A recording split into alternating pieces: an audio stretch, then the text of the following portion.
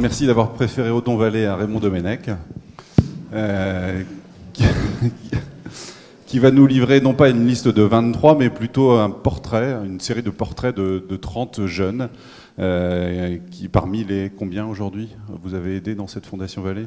Alors je pense qu'en 10 ans, nous avons dû remettre à peu près 25 000 bourses. 25 000 bourses. Chaque année, on en remet en ce moment à peu près 2200 au Vietnam, dont les 20 meilleurs sont en France, il y en a 6 à l'école polytechnique, 900 au Bénin, dont les 7 meilleurs sont en France. Il y en a 4 au lycée Louis-le-Grand qui passent les concours des grandes écoles scientifiques. Il y en a un à l'école des mines de Paris, un à l'école des mines de Saint-Étienne et une à l'école supérieure de chimie de Paris. Et puis 300 dans les écoles et lycées d'art de Paris, comme l'école Boulle pour le meuble, l'école Estienne pour les arts graphiques, la Fémis pour le cinéma, les Gobelins pour le dessin animé, etc. Alors vous êtes connu comme un spécialiste des religions, chroniqueur à la Croix, vous avez publié en 40 ans une vingtaine d'ouvrages donc, sur les mouvements et les croyances religieuses, mais c'est effectivement et sans doute votre livre le plus personnel que vous avez écrit ici, Les enfants du miracle, sous-titré Des milieux les plus défavorisés jusqu'au banc des grandes écoles. Ce sont des élèves boursiers, ces enfants du miracle, français, vietnamiens et béninois, que la fondation qui porte votre nom aide depuis maintenant 10 ans. Des jeunes issus de milieux modestes, mais doués pour les études. Et c'est le parcours, donc je le disais, d'une trentaine d'entre eux que vous retracez dans ce livre. Cette fondation elle a été financée par l'argent dont vous avez hérité il y a 20 ans, à la mort de votre père, qui avait fait fortune dans les assurances, une somme d'argent que vous avez versée intégralement, je crois, pour cette fondation. Et pour cela, pour votre action, vous avez été désigné par le magazine Capital comme le deuxième Français le plus généreux, après Liliane Bettencourt, principal actionnaire de L'Oréal.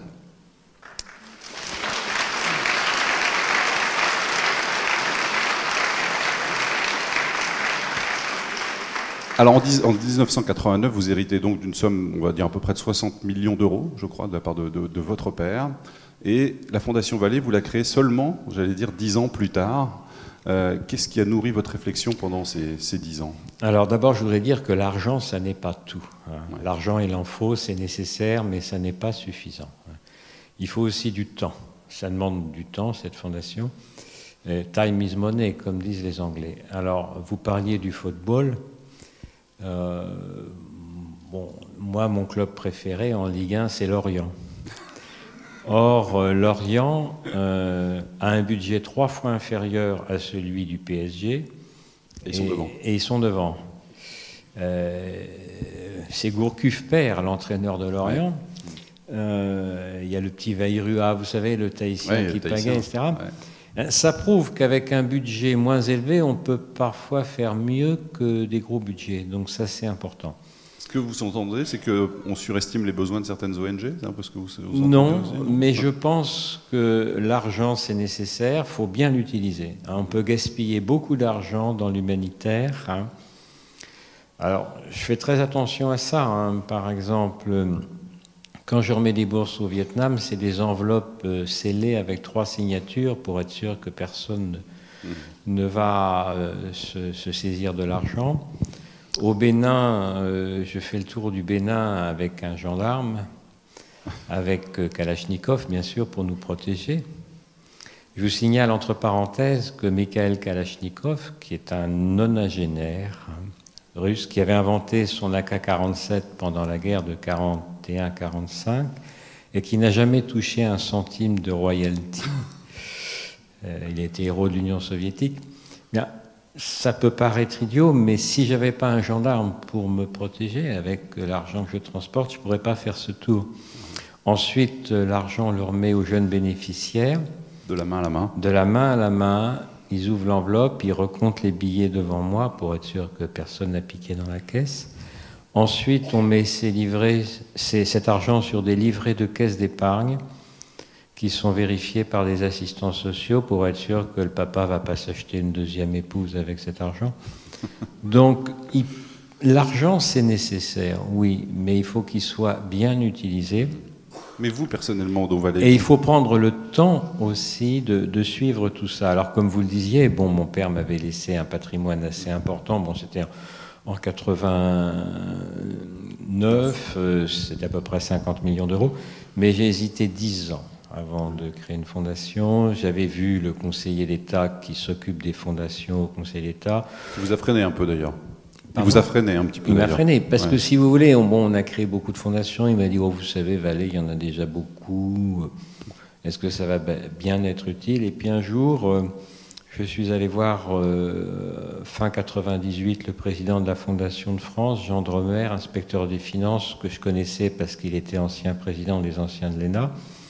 Et le jour où j'avais rendez-vous avec lui, il est mort d'une crise cardiaque, c'est pas beaucoup de chance. Donc j'ai créé cette fondation avec son successeur qui s'appelait Hubert Curien, qui était un ministre de François Mitterrand. Et là, j'ai compris qu'il fallait d'abord être très rigoureux, ne pas se disperser, ne faire que ce que l'on connaît. Si j'avais été médecin, j'aurais créé une fondation médicale. Je suis enseignant, j'ai donc créé une fondation dans le domaine de l'enseignement. J'ai compris qu'il ne fallait pas se disperser entre 36 pays. Je suis donc présent uniquement au Bénin, au Vietnam et dans l'Académie de Paris. Le Bénin et le Vietnam, parce qu'il fallait choisir 2 pays où il y avait des raisons particulières? Si vous voulez, d'abord, une table ne tient qu'avec 3 piliers.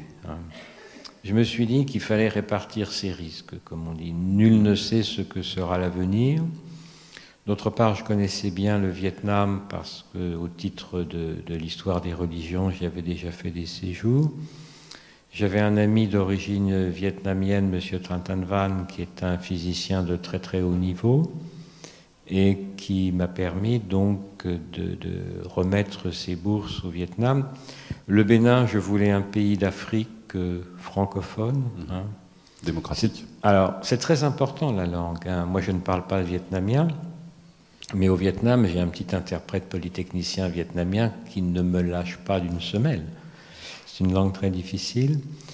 Bénin, pays démocratique, pacifique, il n'y en a pas tellement en Afrique francophone. Sénégal. Il y a le Sénégal. Le Sénégal est un petit peu trop grand pour moi. Donc finalement, j'ai choisi le Bénin. Il ne faut pas choisir des pays trop grands. Qu'est-ce que je ferais en Chine, par exemple? Bon.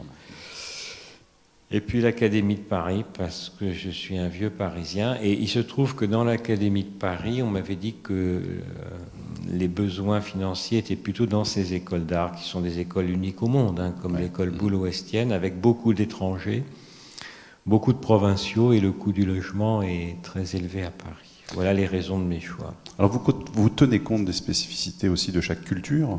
Ce qui est assez, vous racontez dans le livre que le Bénin, finalement, c'est un pays où les maths sont la science des plus démunis. Alors, si vous voulez, les maths, moi j'ai toujours été nul en maths et en physique. Je suis un pur littéraire. Mais les livres, ça coûte cher. En Afrique, il y en a très peu. Et les maths, il suffit d'un tableau noir, d'une craie, d'un cahier et d'un crayon. Donc c'est moins cher. C'est même moins cher que la physique parce qu'il faut des labos, etc. Donc il est vrai que les jeunes Africains ont en général un bon niveau en maths, d'autant que leur programme est le programme français de 1992 qui a été allégé. Mais par contre, ils ont des lacunes en anglais, ils n'ont pas de laboratoire de langue, très peu d'informatique, etc. Et au Vietnam, quelle est la spécialité plutôt? Alors c'est très curieux parce que le Vietnam est un pays de civilisation chinoise à l'origine et ce sont les Chinois qui ont inventé les concours et d'ailleurs les concours des grandes écoles françaises ont en partie été inspirés par les Chinois via les jésuites. Et bien sûr, autrefois c'était des concours littéraires. Mais aujourd'hui, ce sont plutôt des scientifiques. Alors, ils ont un culte du diplôme, et d'ailleurs, j'ai contribué à ranimer ce culte du diplôme au temple de la littérature de Hanoï, qui fête ses 1000 ans. Donc, il y avait déjà le culte du diplôme 200 ans avant l'ouverture de la Sorbonne. C'est vrai qu'en Chine, en Corée, au Japon, au Vietnam, on travaille beaucoup. Les familles font le maximum pour les études des enfants. Bon, au Vietnam, j'ai 100% de réussite aux examens. hein. Au Bénin, 93%, et dans les écoles d'art de Paris, 93% aussi. Mais au Vietnam, le taux de réussite est tout à fait Quand exceptionnel. vous dites 100%, ce sont tous les jeunes que vous aidez? Voilà. Tous sont Ouais, reçus? tous, pas d'échec. Hein. Ça, c'est aussi le fait que le Vietnam est situé dans une zone économique Asie-Pacifique, qui est une zone en pleine expansion, hein, et que pour eux, s'ils réussissent dans les études, l'avenir est souriant. Ce ne sont pas forcément des surdoués, finalement, ces enfants, mais ils sont finalement le symbole de ce que peuvent réussir des jeunes issus de milieux modestes? Alors, les surdoués n'existent pas. Ça, je crois qu'il faut le dire. Ceux qui s'imaginent être surdoués se trompent. Nous avons tous nos limites. On peut être plus ou moins précoce, hein, et parmi mes jeunes, il y en a qui ont jusqu'à 2 ans d'avance, mais au-delà, c'est de la folie. Hein. Personne n'est surdoué. On a des meilleures conditions de travail dans la famille, on est plus ou moins stimulé, on peut être doué, pas partout, personne n'est doué partout, il ne faut pas se faire d'illusions, hein. Nous avons tous nos lacunes, mais certains savent peut-être mieux utiliser leurs connaissances et leurs compétences, oui, tout à fait. Alors vous disiez, vous étiez nul en maths, vous n'êtes pas très bon en dessin, je crois, ou en art, et Nul pourtant, en dessin. Et pourtant, vous attribuez des bourses à des étudiants d'école Oui, bien d'art. sûr. Ça garantit pour vous la neutralité dans l'attribution des bourses? Tout à fait. Si je remettais des bourses dans les matières où je suis introduit, dans les sciences humaines, je serais partial. Alors là, je suis sûr que je suis totalement impartial, puisque je ne fais même pas partie des jurys. Je respecte l'éthique des grandes universités américaines, où le donateur financier n'est jamais celui qui choisit les candidats. À Paris, nous avons des jurys qui se réunissent à la Fondation de France. Les établissements font des propositions dans la limite d'un certain nombre d'élèves par établissement, et presque toujours, d'ailleurs, ils choisissent bien. Au Vietnam, on a des jurys au nord, au sud et au centre du Vietnam, des jurys bénévoles. Ce sont des critères de notes, hein, surtout. La plupart des élèves sont de conditions modestes d'ailleurs. Et puis au Bénin, ce sont des premiers de classe dans une vingtaine d'établissements publics. Et vous avez des correspondants, des contacts dans le pays qui vous alertent sur des jeunes méritants? Si vous voulez, au Bénin, j'ai un correspondant qui est une association loi de 1901, Conseil des activités éducatives au Bénin.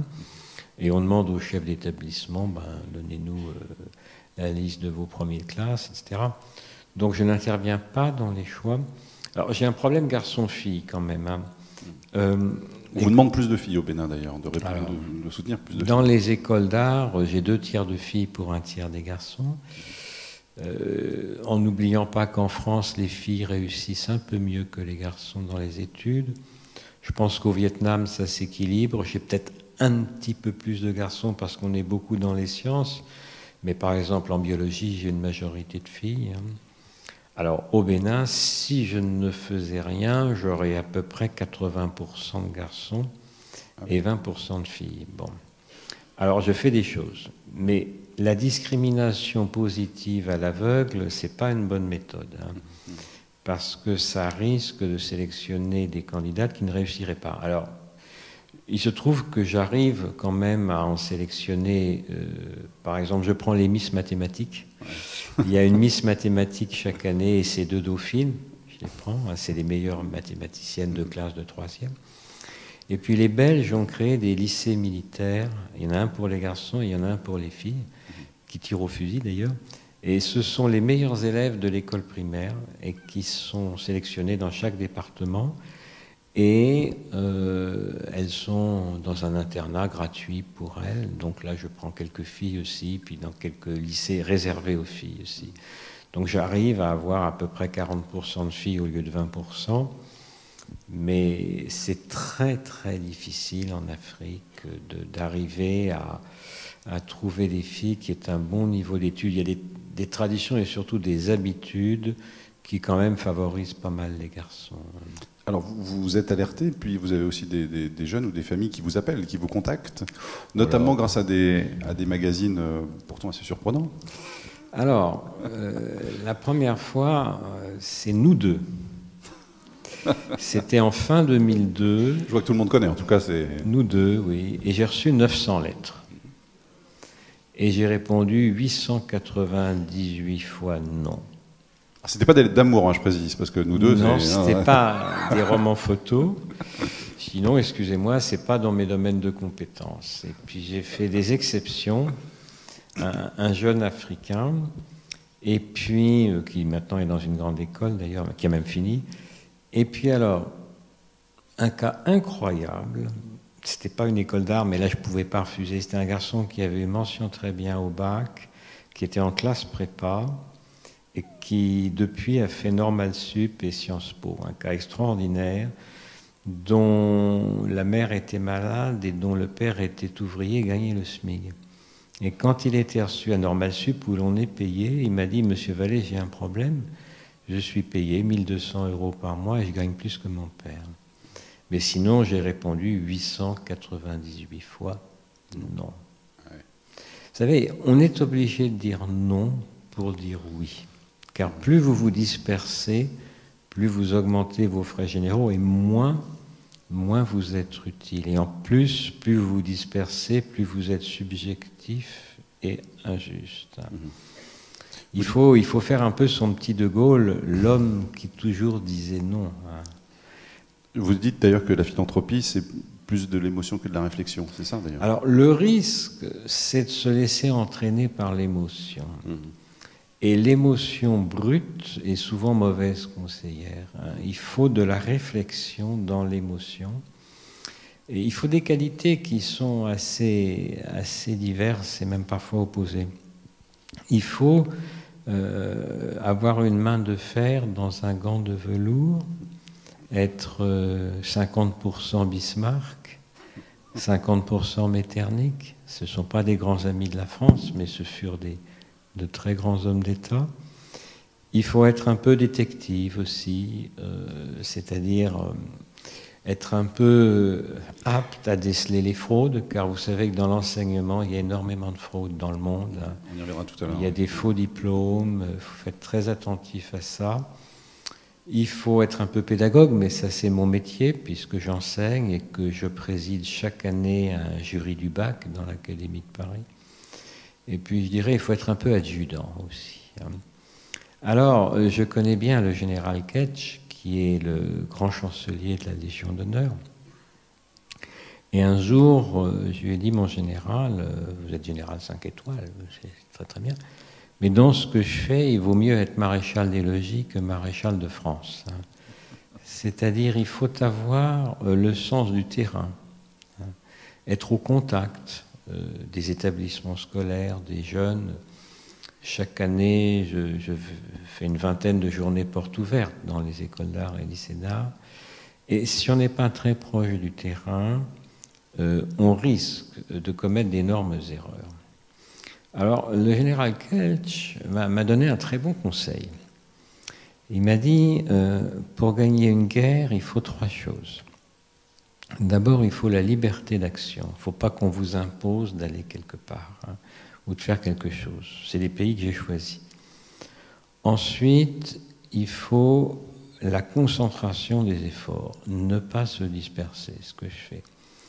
Et ensuite, il faut l'économie des moyens, c'est-à-dire ne pas dépenser tous ses moyens, tout son argent, toutes ses forces. Économie des moyens, concentration des efforts, liberté d'action. Mon général, j'ai retenu la leçon. Et je lui ai dit, mon général, parce qu'il me demande quelques conseils, bien sûr, parce qu'il a lui aussi une action très importante d'aide pour les jeunes Africains. Je lui ai dit, mon général, bien sûr, je vous donnerai tous les conseils que vous voudrez. Et je vous demande une seule faveur, c'est de ne pas me donner la Légion d'honneur, car sinon on dirait que mes conseils sont intéressés. Quel est le montant des bourses que vous attribuez? Il est fixe ou il est variable et sur quels critères en fait? Alors, en France, c'est à peu près le montant maximum des bourses d'État. Mais on peut cumuler avec des bourses d'État. Donc là, la prochaine rentrée, ça va être 4 000 €. Les bourses d'État sont de 4 000 € dans l'enseignement supérieur à peu près. Alors, si je vous dis qu'au Vietnam, pour les lycéens, c'est 5 millions et pour les étudiants, 7 500 000, il faut préciser que c'est des dong et que 1 € égale 24 000 dong à peu près. Bon. Alors, en réalité, ça correspond, ces chiffres, à peu près 6 mois de salaire minimum pour les lycéens vietnamiens et 9 mois pour les étudiants. Alors, ça évite à leurs parents de payer, en quelque sorte. Voilà, ouais. En général, les parents gagnent peu, même les profs. Si vous voulez, les profs au Vietnam gagnent très peu. Hein. Alors, au Bénin, pour les étudiants, c'est 380 000 et pour les lycéens, la moitié. Alors, 380 000 CFA, 1 euro égale 655 CFA, puisque le CFA, c'est un ancien franc. Alors, ça correspond pour les étudiants à peu près 1 an de SMIC et pour les lycéens à 6 mois de SMIC béninois. Alors, il faut tenir compte de ce qu'on appelle la parité de pouvoir d'achat, Purchasing Parity Power, c'est-à-dire de savoir quel est le coût de la vie dans un pays. Alors, pour le Vietnam, il y a une complication supplémentaire, c'est qu'on est sur 3 monnaies, l'euro, le dollar et le dong, puisque le dong vietnamien est plus ou moins aligné sur le dollar. Donc les variations monétaires actuelles, c'est pas facile à suivre hein, par rapport à un pays tiers. Hein. Vous dites, c'est assez intéressant, vous dites on a aussi essayé de calculer quelle augmentation de son futur salaire induisait pour un enfant africain chaque année de scolarisation supplémentaire. En théorie, les chiffres sont de 24% pour le primaire, 18%, etc. Et vous dites qu'en pratique, il n'en est rien. Pour quelle raison, en fait ? Alors voilà, on a essayé de calculer un petit peu, ce sont des calculs faits par des économistes très savants, on a essayé de calculer combien rapportait une année d'études supplémentaires, combien vous gagnerez en plus dans votre emploi. Et les chiffres sont extrêmement variables sur les continents, mais les chiffres théoriques n'ont rien à voir avec les chiffres pratiques.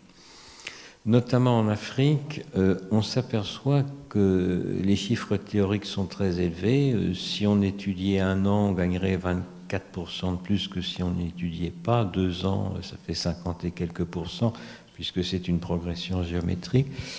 Et ça ne marche pas. Pourquoi ? Parce que le taux de redoublement est énorme.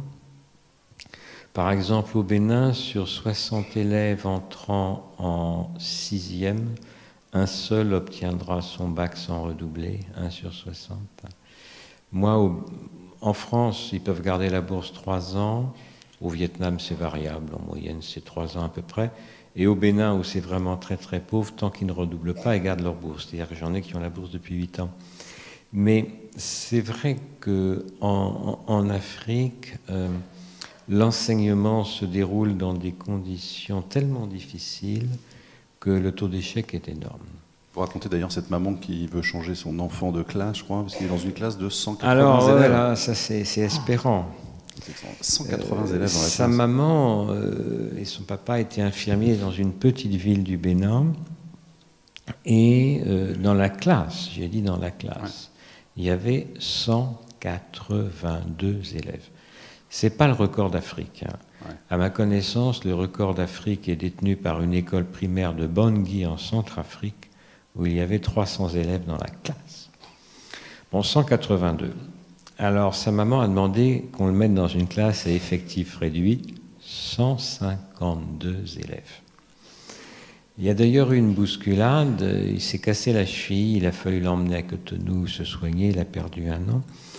En réalité, l'instituteur divisait la classe en 3 et faisait le cours à 1/3 des élèves chaque jour. Heureusement, sa mère et son père savaient lire et écrire, et c'est eux qui lui ont appris à lire et à écrire. Alors, le petit Espérant, il s'est pas mal débrouillé, il a été premier au BEPC, premier au bac de son pays, il a fait donc les classes prépa à Louis le Grand, et maintenant il est à l'école des mines de Saint-Étienne. Bon, mais ça c'est un cas totalement exceptionnel. Mais pour vous donner une idée, sa mère comme infirmière devait gagner 60 € par mois. Et quand elle attendait le petit Espérant, elle attendait 2 jumeaux. Et puis il y en a un qui est parti, qui a fait une fausse couche, elle avait des douleurs. On lui a proposé une échographie, elle ne pouvait pas payer l'échographie. Et c'est finalement une médecin européenne qui lui a fait l'échographie gratuitement, qui lui a donné des médicaments. Et donc le petit espérant est né. C'est ça la réalité en Afrique. Vous êtes considéré comme un sauveur là-bas au Bénin. Il paraît que les enfants ou les gens se promènent avec des t-shirts avec votre photo, c'est vrai ça? Oui, mais quelques-uns. Mais si vous voulez, nul n'est sauveur. Hein. Je pense que on peut peut-être porter sa croix, mais pas forcément celle des autres. Je pense que leur réussite, ils la doivent d'abord à eux-mêmes. D'une manière générale, je crois que dans la vie, on doit d'abord sa réussite à soi-même. Et je leur dis toujours, remerciez vos parents qui vous ont donné la vie, remerciez vos professeurs qui vous ont donné leur savoir. Et moi, si vous voulez me remercier, le meilleur remerciement, c'est de réussir vos études. C'est ça. Et puis au Vietnam, on vous surnomme petit oncle O, en hommage à Ho Chi Minh. Petit, parce que oncle, ça serait présomptueux.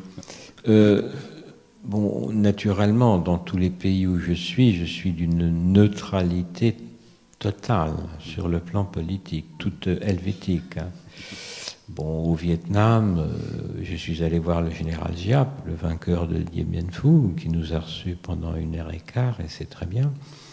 Mais j'ai des lauréats de toute tendance, toute religion, peu importe.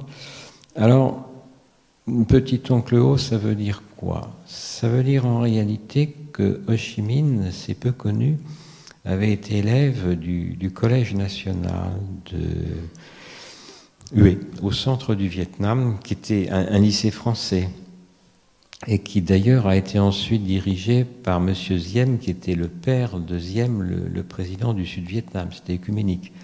Et le général Giap a été professeur de vietnamien, et il a été élève de ce lycée. Et ce sont donc les professeurs de ces lycées français qui ont formé l'élite du Viet Minh qui a combattu la France. C'était souvent comme ça au Vietnam et dans les colonies en général. Et Ho Chi Minh a toujours accordé une grande importance aux études, et je crois que lui et Giap gardaient un très bon souvenir de leur scolarité au Collège national qui s'appelle Quoc Quoc, à Hue, où j'ai d'ailleurs créé une bibliothèque, et qui est sans doute l'un des plus beaux lycées du monde. Si certains vont à Hue, qui est classé au patrimoine mondial de l'UNESCO, un petit coup d'œil sur ce lycée Quoc Quoc, vous serez vraiment émerveillés. Alors je voudrais qu'on dresse le portrait de quelques-uns des élèves que vous évoquez dans ce livre. On va commencer par Tite, si vous voulez bien, que vous avez recruté d'ailleurs. Alors c'est par un interrogatoire au téléphone d'ailleurs que vous êtes décidé à le prendre. Tite, c'est assez intéressant parce que Tite... c'est une chaîne de compétences qui va participer à ça. Je ne connaissais pas. Tite, il vient de Natitingou, qui est une ville au nord du Bénin où l'écriture est arrivée en 1940 seulement par des missionnaires américains et français. Et son grand-père, qui est toujours en vie, qui a 80 quelques années, a été le premier habitant de sa ville à savoir lire et écrire. Tite, son père était technicien vétérinaire, sa mère institutrice, meilleur élève du Bénin au BEPC, au baccalauréat. Et puis, Tite a beaucoup appris à écrire dans la Bible aussi, et à lire. Et puis le 1er août, fête nationale, il est reçu par le préfet du département, on le félicite, et il dit, voilà, je voudrais aller étudier en France. Alors, il n'y a pas de bourse du gouvernement béninois, il n'y a pas de bourse du gouvernement français. Et puis, il rencontre un couple de Français du Bénin qui s'appelle Monsieur et Madame Le Cornec et qui tombe sur un article de l'Express où on parlait d'un de mes jeunes polytechniciens vietnamiens et où je disais que je remettais des bourses au Bénin. Et Monsieur Le Cornec m'écrit fin août, je reçois la lettre seulement le 8 octobre 2004. Et quand je vois le dossier scolaire de Tite, je dis c'est extraordinaire. Hein. Il avait 2 ans d'avance. Il était aussi président du Parlement des enfants du Bénin. Il dit il faut faire quelque chose, mais je ne l'ai pas vu. Alors là, je suis allé plusieurs fois en Israël et j'ai noté que les jeunes filles à l'aéroport de Tel Aviv, les jeunes soldates israéliennes vous posent des questions dans tous les sens. Si jamais vous mentez sur ce qu'il y a dans vos bagages, vous êtes cuit. Alors j'ai posé à Tite par téléphone des questions dans tous les sens pour savoir si c'était pas une fraude, hein, si c'était bien la réalité. Et manifestement, ce qu'il me disait correspondait à ce qu'il y avait dans son dossier, donc il n'y avait pas de triche. C'était le 8 octobre 2004 à 9h du matin. À 9h05, je téléphone au proviseur de lycée Louis le Grand, c'est un type extraordinaire. Il était trop tard pour qu'il entre en prépa, puisqu'on était au mois d'octobre, mais il peut faire une deuxième terminale. À 9h10, je téléphone au père Armogad, directeur de l'Institut Bossuet, qui est sans doute le meilleur internat de France. Et à 9h15, la décision était prise qu'il vienne en France. Et 15 jours plus tard, il est en France. Il était en France, il est arrivé, et il était un petit peu perdu, parce qu'au Bénin, il n'y a pas de nom de plaque de rue. Hein. Une maison, c'est le premier baobab à gauche, en tournant après le puits et la ferme. C'est un peu perdu. Et puis, au bout de 3 jours, il m'a dit, Monsieur Vallée, je voudrais du parfum et du meilleur. Je dis, quoi? Il avait vu qu'il avait des camarades qui avaient de l'aftershave ou des choses comme ça. Je me suis dit que ça allait marcher. Et ça a bien marché. Et donc, il a été reçu à l'école des mines de Paris, qui est très difficile. Alors, ce qui y a eu d'extraordinaire, c'est qu'avec Tite, on a été reçu par le président de la République de l'époque, M. Kérékou, qui était de sa ville d'ailleurs, qui lui a demandé de parler dans sa langue locale, le Wama, ce qu'il a fait, qui lui a demandé de réciter un psaume, ce qu'il a fait, le psaume 23, « Le Seigneur est mon berger », en français et en anglais. « The Lord is my shepherd, I shall not want ». Et puis ensuite, 1 an plus tard, le président Kérékou vient à Paris et il va demander de l'argent à Jacques Chirac. Parce qu'il faut savoir que les Français et les Européens payent toutes les élections. En Afrique, si on ne paye pas, il n'y a pas d'élection. Et alors, il venait demander à Jacques Chirac 4 millions d'euros pour organiser les élections présidentielles qui ont été parfaitement démocratiques. D'ailleurs, il ne se représentait pas. Et alors, il a fait venir Tite et moi à la résidence des hôtes de marque, à l'hôtel de Marigny. Et puis, il nous a posé des tas de questions. Et après, il est allé voir Jacques Chirac. Il lui a dit, en gros, Monsieur le Président, j'ai besoin d'argent pour organiser les élections. Oui, bon, d'accord. Mais vous savez, le Bénin, c'est un pays très bien. C'est le quartier latin de l'Afrique, comme disait Emmanuel Mounier. Bon, ça, c'est 1950. Puis au Bénin, on a vraiment d'excellents élèves. On a le jeune Tite Yokossi, qui est au lycée Louis le Grand. Votre lycée, Monsieur Chirac. Ah, quoi, il faut que j'en parle à Bernadette, etc. Et donc, Tite a facilité les choses, déjà. Comme quoi, parfois, je veux dire que des jeunes, même très jeunes, peuvent avoir une action bénéfique pour leur pays. Et d'ailleurs, il y a une ONG française qui, ayant vu des articles sur Tite, s'est créée à côté de Natitingou. Et c'est m'est arrivé à plusieurs reprises que l'exemple de ces jeunes inspire un certain nombre d'ONG. Il est de la double nationalité aujourd'hui, Tite, d'ailleurs. Alors, oui, il est naturalisé français tout en gardant sa nationalité béninoise, car les pays d'Afrique francophone autorisent la double nationalité, ce qui est une excellente chose. Par contre, le Vietnam ne l'autorise pas, et je conseille à tous mes Vietnamiens de garder leur nationalité vietnamienne. Il y a une chose sur laquelle je ne suis pas d'accord avec Édith Piaf, c'est quand elle dit « Je renierai ma patrie si tu me le demandais ». L'hymne à l'amour, ça je ne suis pas d'accord. Et j'ai promis au général Giap que tous mes petits Vietnamiens resteraient Vietnamiens. D'ailleurs, ils sont tous, la plupart dans leur pays, on va y revenir. Je vais juste faire une parenthèse, puisqu'il y a une voiture qui est mal garée, a priori. Je suis désolé de faire cette parenthèse, c'est une Fiat Panda, il ne doit pas y en avoir beaucoup, donc vous allez vite vous reconnaître. 8238 XP72, la voiture gêne, il faudrait la déplacer. 8238 XP72. Pardon pour cette parenthèse. Je voudrais qu'on parle de Ludovic. Moi, c'est un des portraits qui m'a le plus impressionné. Ça, c'est vraiment l'exemple type du jeune que vous avez aidé au moment où c'était nécessaire, mais vraiment quand il le fallait, et que son talent n'aurait sans doute pas pu s'épanouir sans vous. Alors, Ludovic était à l'école Boulle. Alors, il faut dire et redire qu'en France, nous avons des écoles d'art parmi les meilleures du monde. Ouais. Ça, il faut le dire.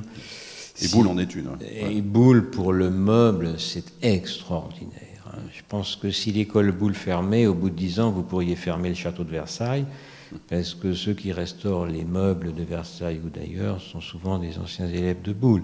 Et on pourrait dire pareil pour d'autres écoles d'art. Je pense les arts graphiques Estienne, c'est remarquable, c'est exceptionnel. Nous avons vraiment en France des écoles d'art publiques exceptionnelles.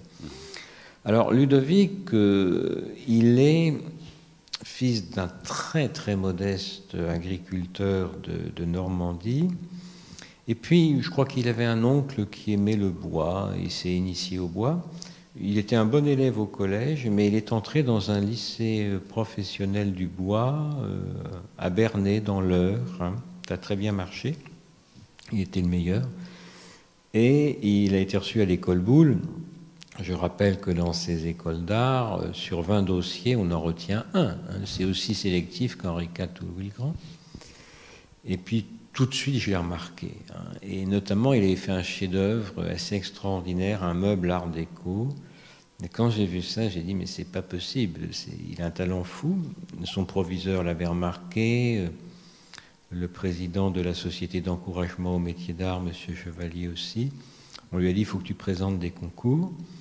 Et il s'est présenté au concours le prix L'intelligence de la main de la Fondation Bettencourt. D'habitude, on récompense des gens qui ont 40 ou 50 ans, et lui qui avait 23 ans, il a gagné le premier prix, qui est le prix le plus réputé en Europe. Alors, effectivement, on peut dire que c'est un parcours exceptionnel. En même temps, il faut voir qu'il a pris les moyens de sa réussite. C'est quelqu'un de très rationnel. Alors, on croit en général que les artistes, c'est des tout fous. Pas forcément.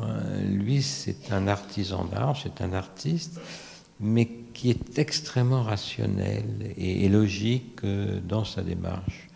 Donc aujourd'hui, il est artisan à Paris et il fait des meubles très très remarquables. Parce que grâce à Liliane Bettencourt, il a gagné 50 000 €, je crois, c'est ça? Oui, c'est ça, oui, tout à fait. Après, puis ensuite, la ville de Paris l'a aidé à trouver un atelier, car c'est un gros problème pour les artisans. Donc c'est un cas tout à fait remarquable. Alors ce qui est intéressant, c'est le cas de Laurent, parce que lui, il a vraiment été très, je veux dire, prudent dans son ascension, mais très réfléchi en même temps, parce qu'il a gravi marche après marche, un peu les escaliers. Laurent, c'est celui de nous deux. C'était ce jeune que je ne devais pas aider, parce qu'il était de Lyon, de Sens, je ne suis pas du tout là-bas. Mais c'est quand même extraordinaire. Un gars qui avait mention très bien au bac, qui avait 20 sur 20 en histoire, et qui a été intelligent. C'est-à-dire, au lieu, comme certains, de dire ou bien c'est Louis le Grand ou Henri IV, ou bien c'est rien du tout, il s'est dit peut-être qu'il y a des bons lycées ailleurs. Il y en a au Mans, des bons lycées aussi. Il n'y a pas qu'à Paris. Il a fait une hypocagne à Descartes à Antony, une première cagne à Lacanal à Sceaux et une deuxième cagne à Henri IV où il était reçu. Et c'était pas évident. Il m'a dit, Henri IV, M. Vallée, je suis le seul fils d'ouvrier, c'est dur. Je vais remonter un peu le moral. Il faut faire très attention aux dépressions nerveuses en classe préparatoire. C'est redoutable, ça. Bon. Il s'en est bien tiré. Il a été reçu à Normal Supplion. Il a fait 1 an à la Casa Velasquez à Madrid. Il a été lecteur à Harvard et il vient de terminer Sciences Po à Paris. Et c'est le seul de sa famille à avoir fait ce type d'études. Mais c'est souvent comme ça. Dans une famille, surtout modeste, il y en a un, très doué, peut-être qu'on le pousse. Au Bénin, j'en ai un comme ça qui s'appelle Célestin, qui a 15 ans, et qui est en seconde, et sa sœur jumelle est en 6e. C'est souvent l'élément de la famille. Alors, peut-être c'est le plus doué, peut-être on le pousse, c'est souvent comme ça. Oui. C'est vrai que la frontière, elle est finalement, on se rend compte dans le livre, assez mince entre l'échec et la réussiite. L'alchimie de la réussite, elle tient finalement à des facteurs assez difficiles. Dans ma promotion à l'ENA, il y avait Laurent Fabius. Et Fabius disait « Pas grand-chose ne sépare l'échec de la réussite. » Et c'est vrai. C'est vrai, si vous regardez les batailles, les guerres, les victoires de la Marne, on est quand même passé très très près de la défaite. Il n'y a pas grand-chose. Mais je crois que certains, sur le fil du rasoir, arrivent à s'en tirer et d'autres pas. Alors pourquoi? Il y a plein de raisons. Je pense que celui qui est plutôt du côté de la réussite est celui qui garde le plus son sang-froid, celui qui analyse le mieux, qui est le plus conscient de ses limites, très important, ses limites, et qui donc ne va pas prendre un parti trop risqué. L'audace, oui, la témérité, non. Vous savez, si vous suivez attentivement le Tour de France, vous remarquerez que même s'ils n'ont pas fait beaucoup d'études, les coureurs qui gagnent sont souvent les plus intelligents.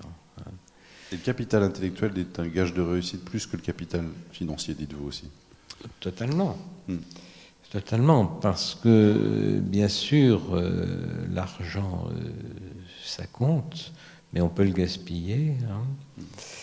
Et il y a des gens qui partent avec pas grand-chose et qui réussissent. Alors c'est ce qu'on appelle l'ascenseur social. On pourra en reparler, malheureusement, il ne marche plus très fort. Aujourd'hui, il marche beaucoup moins bien qu'autrefois. Moi, je n'ai pas la prétention d'avoir construit un ascenseur social, peut-être un petit escalier de secours.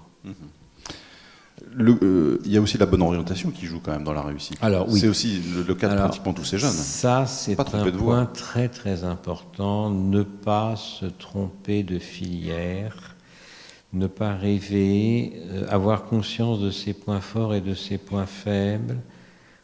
Pour les parents, bien sûr, il faut conseiller le raisonnable. Il ne faut pas à tout prix vouloir tirer son enfant dans telle ou telle direction. Ça, c'est important, oui. Alors, l'égalité des chances à l'école, pour vous, c'est une utopie aujourd'hui? Ça a toujours été une utopie. Il n'y a jamais eu d'égalité des chances. Ça, faut le dire et le redire. Il ne faut pas idéaliser le passé. Simplement, il y a eu des périodes où il était plus facile pour des enfants de milieu modeste de réussir. Bon, le grand-père du président Pompidou était agriculteur, son père était instituteur, lui a été normalien. Je ne suis pas certain que ce soit possible aujourd'hui. Alors pourquoi? Historiquement, il y a certains facteurs qui ont favorisé l'ascension sociale. Il y en a eu deux très importants, c'est les épidémies et les guerres. Par exemple, mon père, né en 1898, avait fait la guerre en 18, il n'a pas été tué, il n'a pas été gazé, il n'a pas été victime de la grippe espagnole. Il faut rappeler que la grippe espagnole a tué autant que la guerre de 14-18. Et à ce moment-là, il y avait une pénurie de cadres. Et donc, il était beaucoup plus facile qu'aujourd'hui à un jeune méritant de réussir. Et ensuite, il y a eu la Deuxième Guerre mondiale. Épidémie, guerre, et puis ensuite la croissance, les 30 glorieuses. Entre 45 et 75, on avait 5% de croissance par an. Et on manquait de cadres dans l'administration, dans le privé. Dans les années 60, on recrutait dans les préfectures, dans les administrations, des cadres de catégorie A, niveau licence, mais il y en a qui n'avaient pas la licence, seulement le bac. Alors qu'aujourd'hui, au concours de catégorie B, niveau bac, il y a des gens qui se présentent avec une maîtrise, voire un master. Donc, parce qu'il n'y a plus de croissance, quoi. Donc c'est vrai que l'ascenseur social est en panne par rapport à ce qu'il a été. Il ne faut pas non plus idéaliser, l'égalité sociale totale n'a jamais existé. Voilà. C'est vrai qu'on pouvait il y a quelques années monter les échelons petit à petit, aujourd'hui c'est beaucoup plus difficile et la crise touche tous les étudiants, et vous dites y compris ceux des grandes écoles d'ailleurs aujourd'hui. Alors c'est ça ce qui est très frappant, c'est que nous vivons depuis quelques années là une crise économique terrible, sans précédent depuis 1929, et que ça a des conséquences partout. C'est très difficile de trouver un stage, un emploi. Pour mes jeunes Vietnamiens polytechniciens, j'ai dû décrocher mon téléphone et appeler quelques PDG. Même dans des grandes écoles, c'est nettement plus difficile qu'avant. Les entreprises ont dégraissé, les administrations embauchent moins, quand 2 fonctionnaires partent à la retraite, on en embauche un seul, ça a des conséquences sur les jeunes. Alors je vais vous raconter une histoire. J'ai eu un lauréat qui avait fait l'excellente école d'art Olivier de Serres à Paris et qui avait un diplôme Master 2, Bac+5 de design automobile. En 2007, il a fait un stage chez General Motors, avant la faillite de General Motors, qui lui était payé un stage, 1500 $ par mois. Il est sorti de son école il y a 1 an. Il a été embauché en design automobile par Renault. Oui, mais Renault Roumanie, à 400 € par mois. Et oui, c'est ça la réalité. Bon, je pense qu'il va être embauché, je l'espère bientôt par Renault France, mais quand même, on en est là. Ça veut dire que ça sert à rien de faire des grandes études aujourd'hui? Eh bien, écoutez, si quand même, parce qu'il y a beaucoup de difficultés, même pour les diplômés, mais il vaut quand même mieux avoir un diplôme que pas de diplôme. Ça vaut quand même mieux. Vous défendez une conception de l'école publique basée sur 2 piliers, qui sont l'émulation et la méritocratie. Oui. Alors, c'est quoi l'émulation? C'est pas la compétition exacerbée, hein. Mais l'émulation, c'est le fait de se sentir dans un milieu où l'on est tiré vers le haut. Et ça existe dans certains lieux et pas dans d'autres, hein. Que ce soit au Mans, à Paris ou ailleurs, hein. Et il y a des collèges, il y a des lycées où ça se passe mieux qu'ailleurs. Alors, j'ai eu une surprise, là, il y a 15 jours, au Bénin. Il y avait 2 jeunes filles métisses franco-béninoises, 2 sœurs, hein, en 6e et en seconde, dont la mère française était décédée et le père béninois, artiste, gagnait presque rien.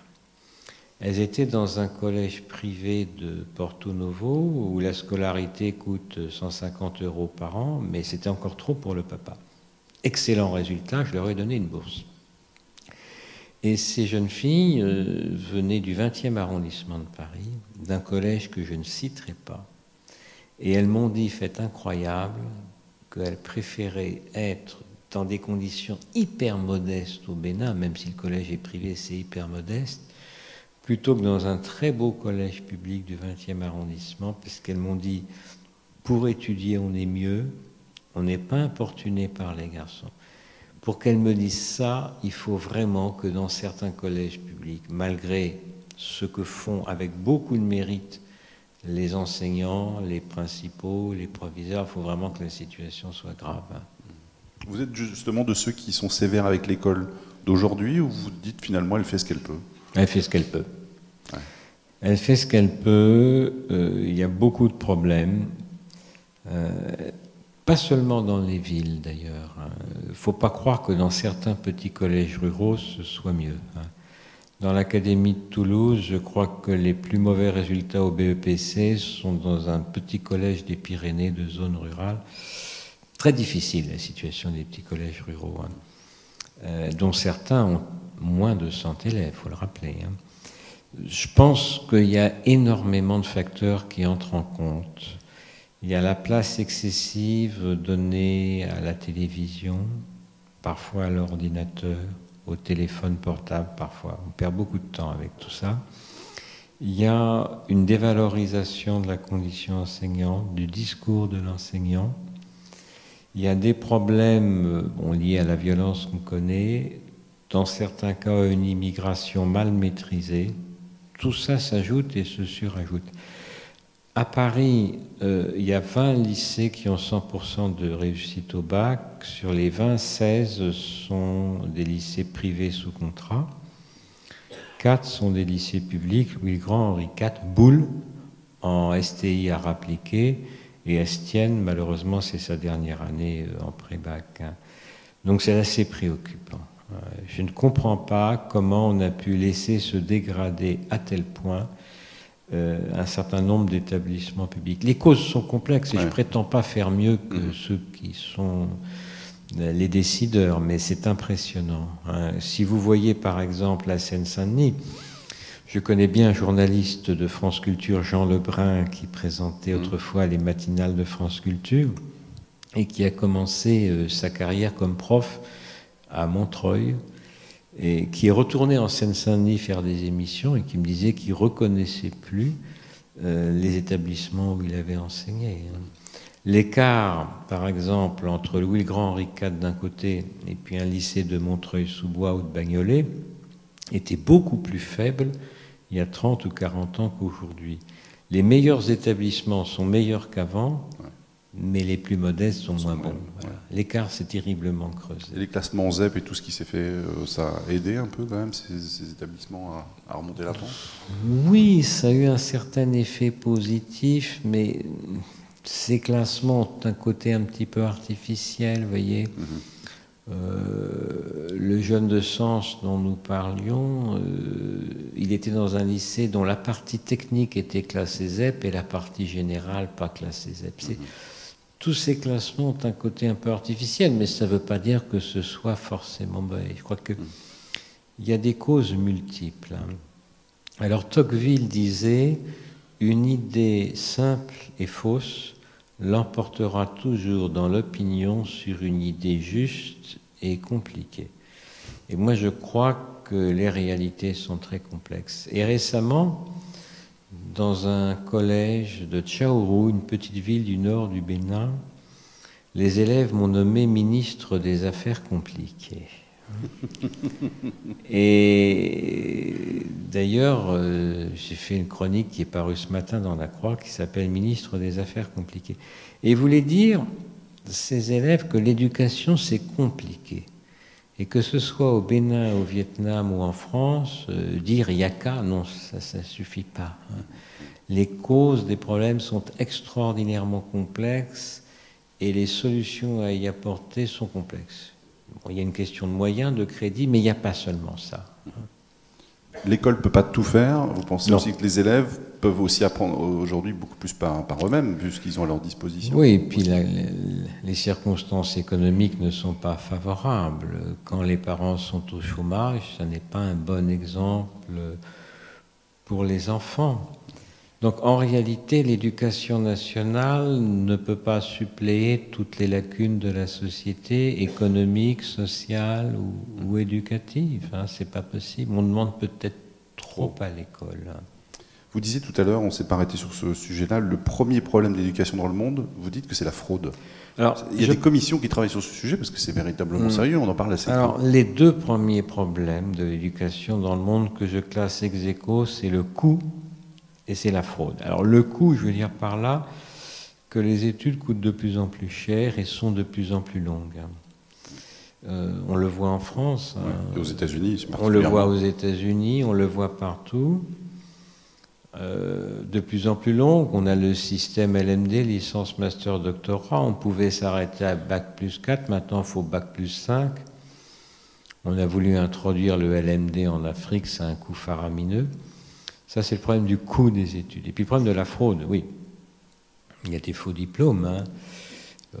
Beaucoup d'universités ou d'écoles en France ont été victimes de ces fraudes. On a eu des cas dans telle ou telle université que je ne citerai pas, mais même les plus grandes écoles se sont faites avoir. Il y a des universités bidons dans le monde. À Bucarest, il y avait une université virtuelle qui a délivré 110 000 diplômes, 110 000 diplômes qui sont totalement bidons. Oui, bien sûr. Internet encourage les fraudes, mais dans tous les domaines. On est victime d'arnaques. D'ailleurs, moi, mes petits Africains, en France, je leur dis n'achetez rien sur Internet. Parce que eux, ce sont les premières victimes des arnaques. Et en matière scolaire et universitaire, oui, il y a des fraudes. Dans tous les pays du monde, moins en France qu'ailleurs, quand même, beaucoup moins en France qu'ailleurs. En Afrique, on ne peut pas nier que parfois, pour passer dans la classe supérieure, certains payent.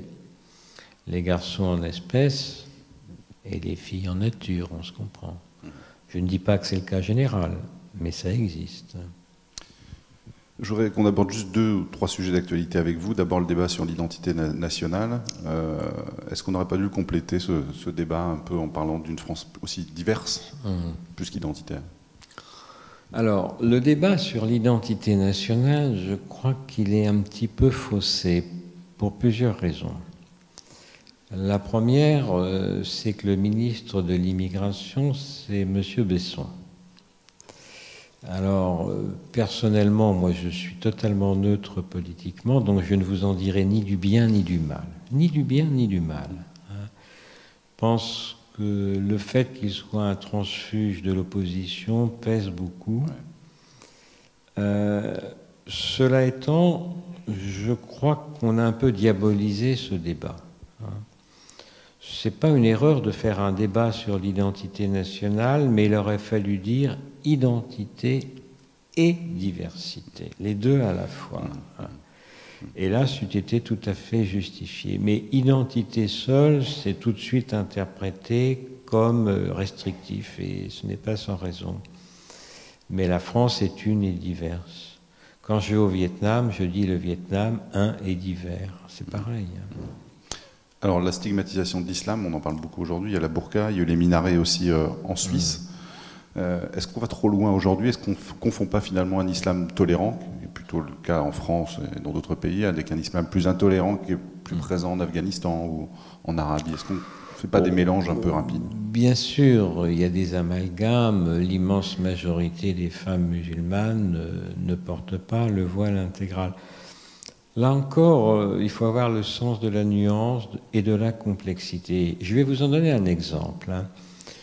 Au Bénin, j'ai beaucoup de boursiers musulmans, protestants, catholiques, vaudous, peu importe. J'ai des filles musulmanes. Bon. À Djougou, dans le nord du pays, les filles musulmanes ont beaucoup de difficultés. Les parents ne les poussent pas dans les études, et même, j'ai eu un problème une fois. Un père qui voulait marier de force sa fille à 15 ans, il a fallu qu'on aille voir les gendarmes. Bon, au sud du Bénin, à Porto Novo, c'est l'inverse. Les musulmans ont plutôt tendance à pousser leurs enfants, et notamment les filles, dans les études. Et j'ai des lauréates musulmanes à Porto Novo qui sont d'un excellent niveau, et qui d'ailleurs, curieusement, sont en majorité dans un collège protestant, qui est de leur quartier. Donc vous voyez, dans un même pays, il peut y avoir des stratégies différentes des familles musulmanes à l'égard de leurs filles. Donc il faut éviter les amalgames. Bien entendu, je suis contre le voile intégral, ça va de soi. Est-ce que ça mérite de légiférer pour quelques centaines finalement de personnes dans un pays? Ça, je ne suis pas parlementaire, c'est aux parlementaires de le dire. Ce qu'il y a de sûr, c'est que ce n'est pas simple. Il y a incontestablement une espèce de mouvement de fermeture de la part de certains musulmans ou musulmanes, surtout des convertis d'ailleurs, des Français qui se sont convertis à l'islam, mais toute religion a ses fanatiques et ses intégristes. Cela étant, bon, l'immense majorité n'est pas comme ça. Mais tous ces débats ne sont pas finalement très nouveaux, vous qui connaissez l'histoire des religions. Bien entendu, tout ça, c'est pas nouveau. Je pense que ce qui peut-être est nouveau, c'est le fait qu'il y ait des sociétés multiconfessionnelles. Je rappelle toujours qu'en 1939, les 3 premiers pays musulmans du monde étaient la Grande-Bretagne, la Hollande et la France. La Grande-Bretagne grâce à l'Empire des Indes, la Hollande grâce à ses colonies indonésiennes, et la France grâce à l'Empire français qui avait 30 millions de musulmans, dont 7 dans les départements français d'Algérie. Mais il n'y avait pas de musulmans en France. C'est ça la différence. Mais cela étant, on peut s'entendre. Moi, à Louis-le-Grand, j'ai des musulmans qui font le ramadan. On essaie de leur faciliter d'ailleurs le ramadan. Ça peut très bien se passer, ça peut moins bien se passer. Je dirais que plus le niveau intellectuel est élevé dans un établissement, en général, mieux ça se passe. Il y a quand même des exceptions, parce qu'il y a aussi des terroristes doctorats sciences. Mais en général, c'est comme ça. Il faut bien comprendre que dans des milieux où on a moins de culture, parfois les réactions sont un peu plus brutales, oui, c'est vrai. Est-ce que vous avez des questions pour Odon Vallée? C'est le moment, si vous le souhaitez. C'est un public assez timide, hein, je vous préviens, il n'y a pas forcément beaucoup de questions, mais je ne veux pas non, mais mettre la pression. allez-y, allez-y. On est entre nous, vous pouvez y aller. Alors, y a-t-il des questions? D'accord ou pas d'accord? Voilà, monsieur, s'il vous plaît, on va vous apporter un micro. S'il y a quelqu'un pour vous apporter un micro, ce qui serait parfait, sinon c'est moi qui vais me déplacer, il n'y a personne. Ben voilà, très bien, merci beaucoup. Bonsoir, Jacques Bossu de Sarcey. Pouvons-nous profiter de votre venue pour aborder les religions, plus précisément la religion catholique, et retenir l'essentiel de ce que vous pouvez nous dire sur le célibat des prêtres? Voilà. Vous avez 1 heure. Alors, il se trouve qu'au Bénin, j'ai 2 séminaristes comme boursiers. Bon. En Afrique, il y a beaucoup de prêtres et certains évêques qui ont une femme et des enfants. Alors, des enfants, parce qu'en Afrique, il y a peu de contraception. Ça ne veut pas dire qu'ils soient plus nombreux que sur d'autres continents à avoir des compagnes. Ça veut dire que leurs amours portent leurs fruits. J'ai eu personnellement 2 étudiants, un Congolais et un Philippin qui étaient fils de prêtres et qui n'avaient pratiquement jamais vu leur père. Alors je pense qu'il y aurait une priorité des priorités, c'est régulariser la situation. Je pense honnêtement que tout enfant, garçon ou fille, a le droit de vivre ouvertement avec son père et sa mère. Ça me paraît essentiel, il faut régulariser les situations. Pour le reste, est-ce qu'il faut ordonner des hommes mariés? Est-ce qu'il faut autoriser le mariage d'hommes qui sont déjà prêtres? C'est une vaste question qui est bien entendu à distinguer de la pédophilie, c'est un autre débat. C'est pas simple, la réponse, hein, c'est pas simple. Monseigneur Rouet, l'archevêque de Poitiers, disait très justement des prêtres mariés, pourquoi pas? Mais moi, je ne pourrais pas les payer. Faut savoir aussi que des prêtres mariés, ça voudrait dire une réorganisation très profonde de l'organisation de l'Église. Hein. Ne serait-ce que parce qu'un prêtre, le week-end, il est totalement absorbé par son ministère. Alors vous allez me dire, chez les protestants, les pasteurs sont mariés, chez les juifs, les rabbins, bon d'accord. Mais l'organisation du culte n'est pas du tout la même chez les protestants et chez les juifs que chez les catholiques. Donc je pense que des prêtres mariés, ça résoudrait certains problèmes, bien entendu, ça en poserait d'autres. Alors, je pense qu'aujourd'hui, une majorité de laïcs catholiques sont favorables à ce qu'il y ait des prêtres mariés. Chez les prêtres, je pense qu'une moitié, en gros, serait favorable. Chez les évêques, ça dépend des pays. Hein. Je pense qu'une minorité serait favorable. Chez les cardinaux, une petite minorité. Et pour le pape, on va attendre le prochain. Benoît XVII ou Jean-Paul III.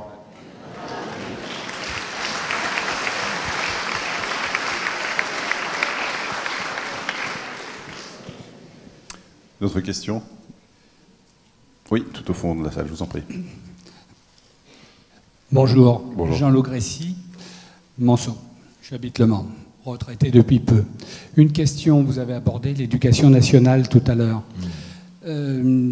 Dans un premier temps, la question que je voudrais vous poser, que pensez-vous de l'éducation nationale, alors que ça devrait être l'instruction nationale, l'éducation restant aux parents? Par contre, s'il y a des missions, peut-être, mais quelles sont les valeurs et quels sont les moyens qui pourraient être mis en œuvre pour que l'éducation revienne aux parents et que l'instruction reste à l'éducation nationale portant ce nom actuellement?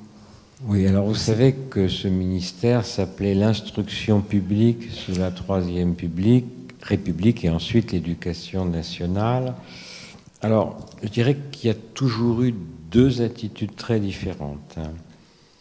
Au départ, en France, l'école, c'était l'instruction, point. L'éducation, c'était la famille. Pourquoi ?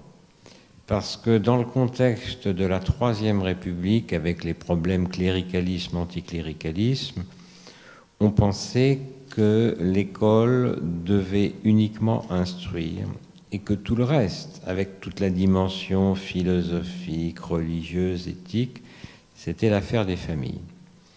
À l'inverse, en Angleterre, on a toujours eu une conception beaucoup plus globale de l'éducation qui comprenait certes l'instruction, mais aussi l'épanouissement de l'élève dans le sport, dans les activités sociales, la vie collective, etc. Quelle est la meilleure conception ? Je n'en sais rien.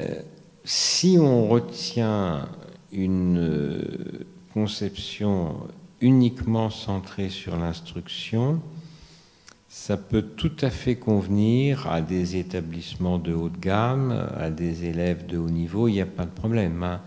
Dans les lycées un peu élites, ça passe bien. Le problème ailleurs, c'est qu'on est bien obligé de sortir un petit peu de l'instruction publique. Alors, il y a un lycée public commercial, un petit peu modeste à Paris, public, qui s'appelle le lycée Charles de Gaulle, qui est dans une ravissante petite rue avec des petites maisons, avec des glycines. Puis de l'autre côté, il y a le cimetière du Père-Lachaise, qui est un haut lieu historique. C'est un petit lycée tranquille, mais les élèves, c'est un lycée professionnel très modeste. Les élèves sont pas toujours très très bien éduqués. Et alors, le proviseur a mis un certain nombre de petits panneaux à l'entrée du lycée disant il est interdit d'avoir un couvre-chef, il est interdit d'amener de la nourriture ou de la boisson, il est interdit d'avoir un portable allumé, il est interdit de. Et oui, d'une certaine manière, il est obligé de faire un petit peu l'éducation de ses élèves. Et il a raison, ce proviseur. Donc, il sort de l'instruction stricto sensu. Mais c'est vrai qu'à Henri IV, on n'aurait pas les mêmes panneaux, hein. Donc, je crois qu'il faut être nuancé là encore, hein. La conception même d'instruction ou d'éducation n'est pas la même dans les différents types d'établissements scolaires, je pense. D'autres interrogations ? Oui, je vous en prie, vous apportez le micro. Est-ce qu'il y a d'autres questions aussi devant ?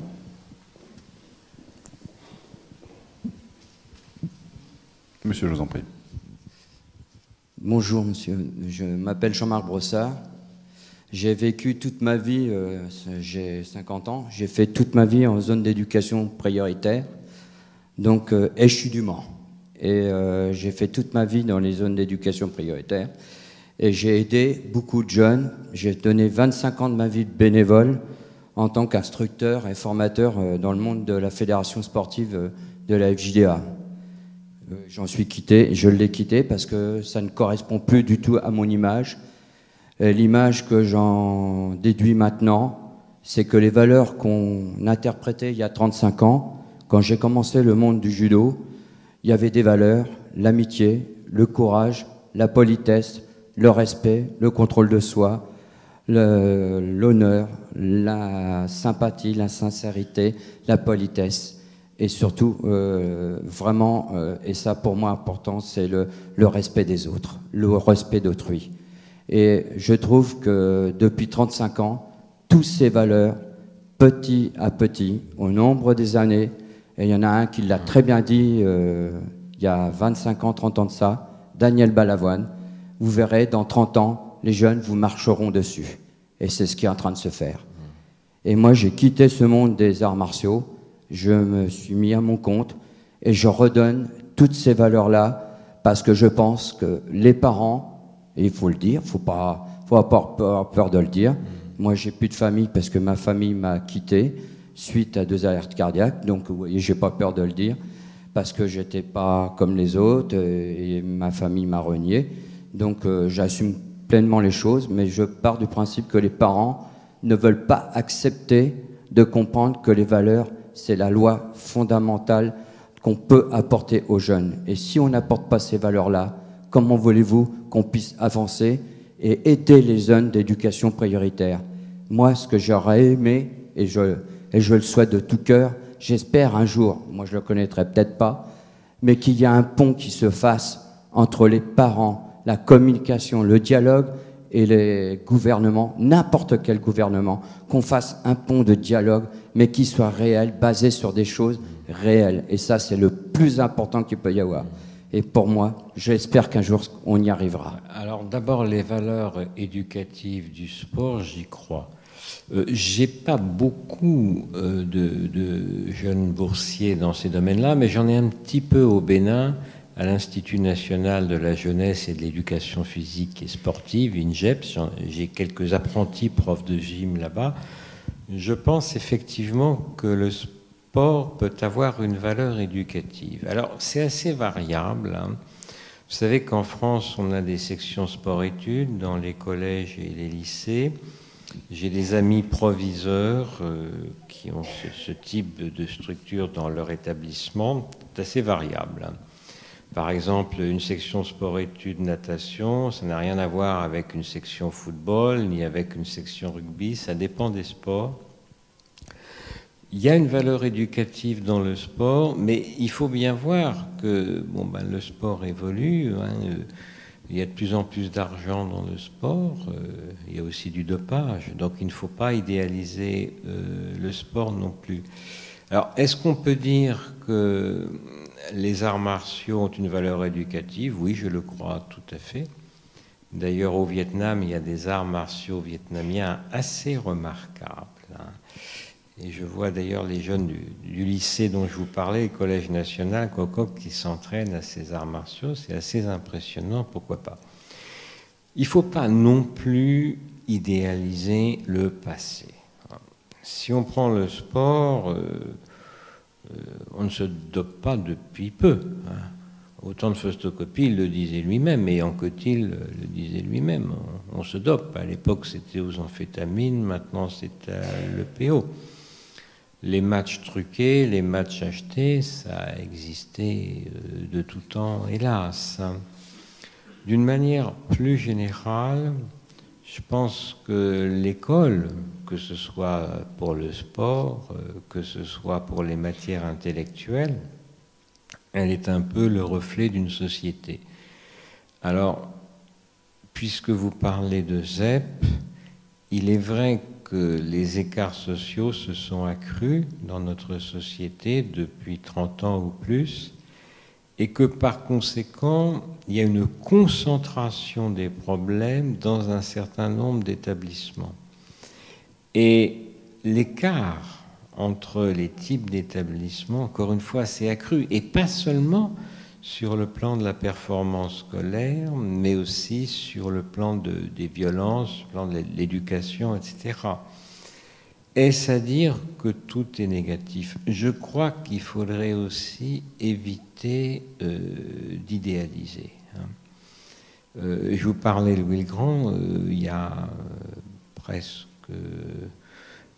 50 ans, oui, 48 ans, le proviseur de l'époque avait viré 30 élèves de classe prépa à la suite d'un chahut trop poussé. Oui, n'oublions pas les monômes du bac qui parfois étaient violents. N'oublions pas qu'au Moyen-Âge, les chahuts d'étudiants étaient même plus que violents et qu'ils buvaient beaucoup. Au temps de François Villon, le quartier latin, il y avait des rixes, il y avait des bagarres. Ce qui se passe aujourd'hui dans certaines banlieues se passait sur la colline Sainte-Geneviève. Donc je crois qu'il ne faut pas trop idéaliser. Maintenant, n'oublions pas quelque chose. C'est que pendant longtemps, la violence a été utilisée par le pays. La guerre, c'est la violence légitime, hein. Le soldat a non seulement le droit de tuer, mais le devoir. Or, les jeunes, autrefois, ils allaient très vite faire leur service militaire et parfois ils allaient faire la guerre. Bon. Aujourd'hui, c'est fini. Est-ce qu'il faut le regretter? Je veux dire par là qu'il y avait une utilisation sociale et même internationale de la violence qui n'existe plus. Et le problème qu'on a, c'est qu'il y a dans certains établissements des jeunes qui, au sortir de l'école, du collège, voire du lycée, se disent au fond, j'ai pas beaucoup d'avenir. Mon avenir, c'est le chômage, comme mes parents. Et donc ces jeunes sont en révolte contre la société. Loin de moi l'idée de les approuver. Mais je veux dire par là qu'il y a des explications à leur comportement qui se situent en dehors de l'école. Et à moins de mettre un policier dans chaque classe, ce qui serait d'ailleurs peut-être pas la bonne solution, je ne crois pas que la répression à elle seule suffise. Alors, vous allez me dire, je ne suis peut-être pas très optimiste, mais dans le contexte actuel, j'aurais tendance à citer Shakespeare, The Tempest, la tempête. Un ciel si sombre ne s'éclaircira pas sans une tempête. Et de temps en temps, on a le sentiment que dans certains établissements, dans certaines banlieues, il y a une petite tempête. Puis après, le calme revient. On a le sentiment que la marmite a bouilli et ça explose. Mais je ne suis pas sûr qu'autrefois, la situation était meilleure, mais la violence prenait d'autres formes, la guerre notamment. Heureusement, on n'en a plus en Europe, actuellement. On a une guerre économique, c'est autre chose. D'autres questions? Je vous en prie, on va vous donner un micro, deuxième rang.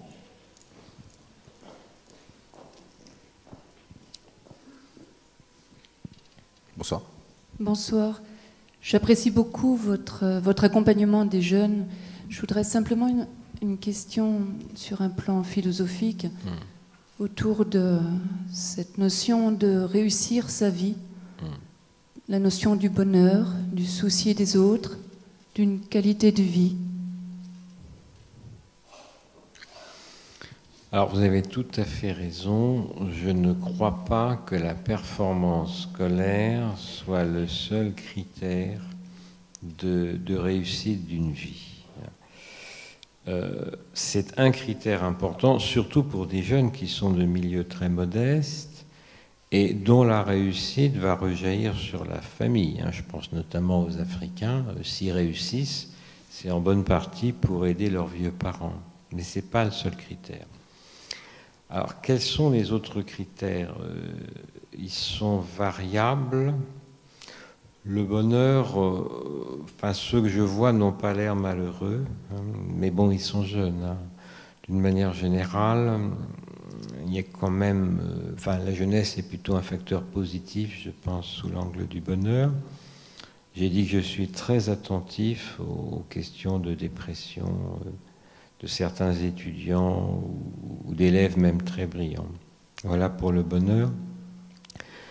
Pour ce qui est de la vie en collectivité, je crois effectivement qu'on ne peut pas envisager la réussite de manière purement individuelle. Il y a le vivre ensemble qui compte beaucoup. Alors ça dépend beaucoup des pays. Je pense que dans un pays comme le Vietnam, de civilisation confucéenne, la vie en commun marche plutôt bien. Le pays, ça va plutôt bien. En Afrique, non. En Afrique, les sociétés vont mal. En Afrique, il y a des individus remarquables, mais les pays fonctionnent mal. Et ce divorce entre l'individu et la société, c'est quelque chose qui est extraordinaire en Afrique. J'ai vraiment quelques étudiants remarquables et qui sont encore là au Bénin. J'ai un informaticien excellent, un étudiant en médecine extraordinaire et qui font déjà du bien, je veux dire, qui animent un centre, un cybercentre très bien, un autre qui est déjà dans un hôpital en stage qui fait beaucoup de bien. Mais en même temps, les sociétés fonctionnent mal en Afrique. Et ce lien entre l'individu et la société se fait très différemment selon les civilisations. Je crois qu'en France, on est dans une situation intermédiaire entre l'Afrique, où vraiment ça ne fonctionne pas bien, les États, mais où les individus sont remarquables, et puis le Vietnam, ou la Chine, ou la Corée, ces pays de civilisation confucéenne, où les individus sont au sein d'une société qui fonctionne quand même avec une certaine harmonie. Harmonie, c'est le mot-clé dans la civilisation chinoise. Je pense qu'en Europe, surtout en France, on est dans une situation un petit peu intermédiaire. Mais je suis très très attentif à ces questions d'entente. D'ailleurs, pour mes jeunes Africains, qui sont à Louis le Grand, on dîne tous les samedis soirs dans une enseigne bien connue à Paris. Et j'essaie de faire en sorte qu'ils s'entendent bien entre eux. Et bon, il n'y a pas de problème majeur. Mais c'est important, bien sûr, le vivre ensemble. La réussite individuelle ne peut pas être séparée du vivre ensemble, c'est clair. À côtoyer, à étudier, à expliquer les religions, qu'est-ce que vous avez appris aujourd'hui? Que vous ont-elles appris? Quel point commun, finalement, ressortez-vous de l'étude que vous avez faite de ces religions sur la vie? Alors, je me réfère souvent à un très grand philosophe qui s'appelle Jean Gabin et qui a fait un peu une sorte de chanson récitée dont la dernière phrase est « La seule chose que je sais, c'est que je ne sais rien ». Ben, je dirais à peu près pareil. Je dois dire que plus on avance, non pas seulement dans le savoir théorique, mais dans la connaissance pratique, et moi je suis assez pragmatique en philosophie, pragmatique et utilitariste, disciple de Bentham. La seule chose que je sais, c'est que je ne sais rien. Je veux dire, par là, j'ai des lauréats de toutes les religions. Le petit Tite a appris à lire dans la Bible. Il récitait des psaumes par cœur. Bon, il y en a d'autres qui sont parfaitement athées, agnostiques. J'ai eu un Vietnamien polytechnicien caodaïste. Le caodaïsme étant une religion où l'on vénère Jésus-Christ, Bouddha, Lao Tse, Mohammed, Confucius, Winston Churchill, Victor Hugo et l'astronome Camille Flammarion. Au Bénin, j'ai un remarquable étudiant en lettres qui est Bahaï. Bahaï, c'est une religion d'origine iranienne dont le siège est à Haïfa en Israël, où une sorte de syncrétisme entre islam, judaïsme, christianisme et puis zoroastrisme. Il y a des gens bien dans toutes les religions, puis il y a des gens moins bien. Il y a des fanatiques et puis il y a des gens généreux. Et je vous donnerai un exemple. Je connais une religieuse catholique au Vietnam qui est de la congrégation des chanoinesses de Saint-Augustin. C'est elle qui a le célèbre collège des oiseaux à Paris. C'est une femme remarquable qui est un peu âgée maintenant, mais qui a étudié la philosophie à la Sorbonne. Et quand le régime communiste est arrivé, elle n'est évidemment pas du tout communiste, mais le régime lui a demandé d'animer des émissions pour enfants sur la télévision vietnamienne communiste, ce qu'elle a fait. Mais le cas le plus extraordinaire que je connaisse est celui d'un père rédemptoriste vietnamien, donc catholique, un peu âgé, mais qui parle parfaitement français, et qui est communiste le jour et catholique le soir. Et c'est très très intelligent son système, c'est-à-dire il est membre du comité populaire, du conseil municipal, donc il est au mieux avec les communistes. Alors le nombre de séminaires est réglementé au Vietnam, et lui, à AEE, il n'a pas le droit, ou il n'avait pas le droit d'ouvrir un séminaire. Alors ce qu'il a fait, c'est qu'il a ouvert un internat pour étudiants. Les étudiants sont à la fac laïque, et même communiste, puisqu'il y a des cours de marxisme-léninisme à la fac. Puis le soir, ils sont dans son séminaire officieux. Personne ne dit rien, tout le monde ferme les yeux. Et puis après, ils vont au séminaire officiel de Saigon. Et alors, il y a quelques années, les bâtiments étaient un peu pas en bon état. Alors, je lui disais, mais ça vous gêne pas? Vous n'avez pas demandé à des Américains de vous aider? Alors, il me dit, non, surtout pas, c'est plus discret comme ça, notre bâtiment pas terrible. Puis finalement, il a fait rénover ses bâtiments. Et maintenant, il peut au grand jour avoir des activités. J'ai trouvé ça peut-être assez intelligent quand même. Merci pour cette soirée. Odon Vallée, merci d'être venu. Merci infiniment. Merci à vous surtout.